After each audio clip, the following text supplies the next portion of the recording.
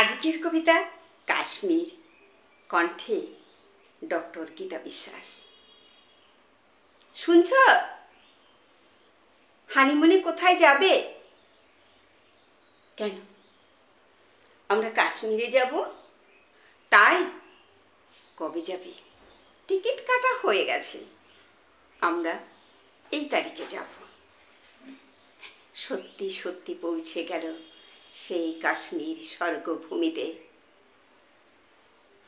বড় বড় গাছ, পাহাড়ের ঢালে কত গাছ, কি সুন্দর নীল আকাশ, বরফ জমে আছে, কি সুন্দর জায়গা।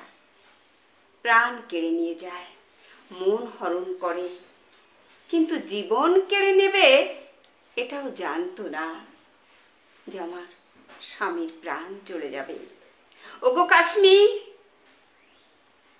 তুমি কলঙ্কিত হয়েছ বারবার, তবু কেউ হুঁশ করল না যে এখানে হানা দিতে পারে, হানা বাহিনী কেউ না। তোমরা কি ঘুমিয়ে গেলে যে ওরা কখনো ছাড়বে না আমাদের?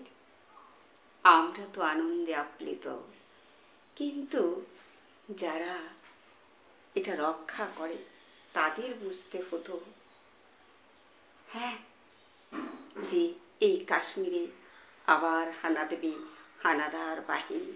ওগো কাশ্মীর, তুমি এত সুন্দর, তুমি এত নিষ্ঠুর, তা তো জানতাম না রে। তুমি এত নিষ্ঠুর কেন? তোমার ওই পাহাড়ের মাটিতে যারা জন্মায়, যারা থাকে, যারা আসে, সবই কি নিষ্ঠুর?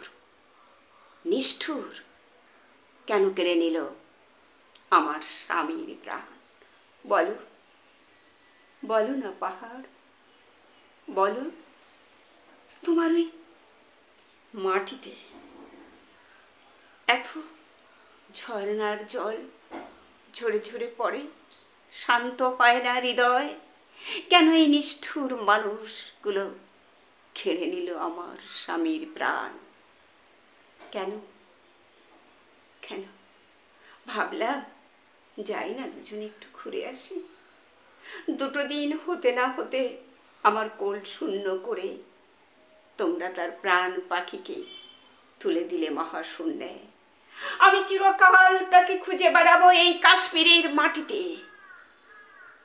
আমার স্বামীকে আমি খুঁজে বেড়াবো। আমার চোখের জলের ধারা যদি কখনো কাশ্মীরের এই পাথর গলে যায়,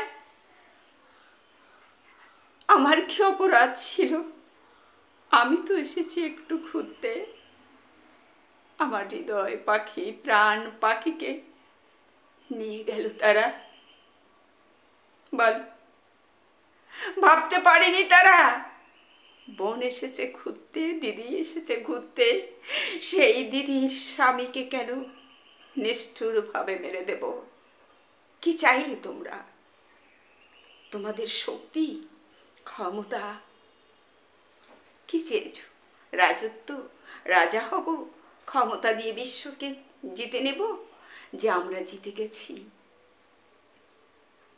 না, তোমরা জিততে পারোনি, পারোনি।